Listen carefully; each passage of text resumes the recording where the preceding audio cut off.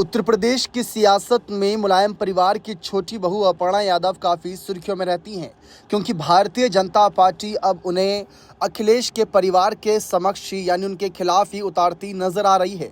हाल ही में रामगोपाल यादव के बयानों की वजह से जो बवाल मचा था, उसमें सबसे ज़्यादा अपर्णा यादव के बयान ही वायरल हुए थे, जिसमें वह रामगोपाल यादव पर तंज कसती नजर आ रही थी। ये कहती दिख रही थी कि माफ़ी मांगो।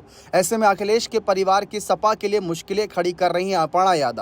तो कहीं ना कहीं अखिलेश यादव भी चाहेंगे कि अपर्णा को या तो रास्ते से हटाया जाए, ताकि वे और मुश्किलें पैदा ना करें 2027 के चुनाव तक, या तो फिर उन्हें अपने ही दल में वापसी करा लिया जाए। अब इस पर अपर्णा यादव के पिछले कुछ बयानों का जिक्र करें तो अपर्णा यादव ने समय समय पर यह जानकारी दी है कि वह सपा के साथ जाएंगी कि नहीं जाएंगी, क्योंकि चाचा शिवपाल के साथ उनकी नज़दीकियां, उनकी मुलाकात किसी से नहीं छुपी।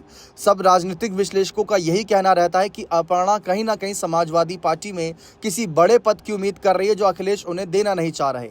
इसी पर बात आकर फंसती है। लेकिन अब अपर्णा यादव का मन भी बीजेपी में लग गया है, ये बात वह खुद स्वीकार करती हैं। वह मोदी योगी के नेतृत्व को स्वीकार करती हैं। वह खुद ये कहती हैं कि अब चाहे पार्टी जिम्मेदारी दे ना दे, लेकिन मैं बीजेपी के साथ बनी रहूंगी।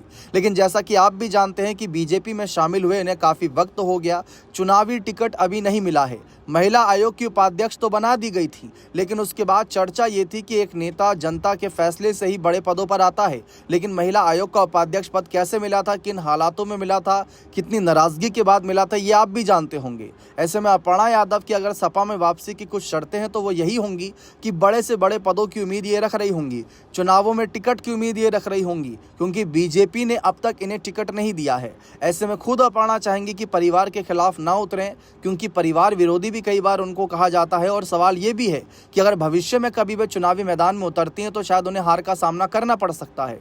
जैसे हाल ही में अगर हम बात करें, करहल में जब कहीं ना कहीं कन्नौज सीट से जब अखिलेश आगे आए थे, फिर उसके बाद हमने देखा करहल सीट पर जब उपचुनाव हुए तो जो धर्मेंद्र यादव के बहनोई थे वो बीजेपी के टिकट से चुनाव लड़े। बड़े नेता थे, एक्सपीरियंस था, लेकिन फिर भी काफ़ी करारी हार का सामना करना पड़ा। उसके मुख्य कारण यही था कि वो सपा के खिलाफ, अखिलेश के खिलाफ, यानी कहीं ना कहीं जो यादव वोट बैंक है वो ज़्यादातर यहाँ पर अखिलेश के साथ है।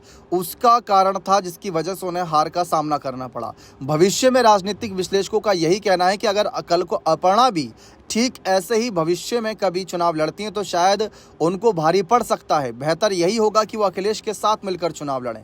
तो अब देखते हैं इस पर आगे क्या फैसला आता है। फिलहाल तो ऐसा कुछ नज़र नहीं आ रहा है कि अपर्णा वापसी करें बीजेपी, क्योंकि समय समय पर उन्हें जिम्मेदारी दे रही है, उन्हें आगे बढ़ा रही हैं और वह भी बीजेपी के साथ बने रहने का वादा कर चुकी हैं। बने रहें चैनल के साथ। बहुत बहुत शुक्रिया।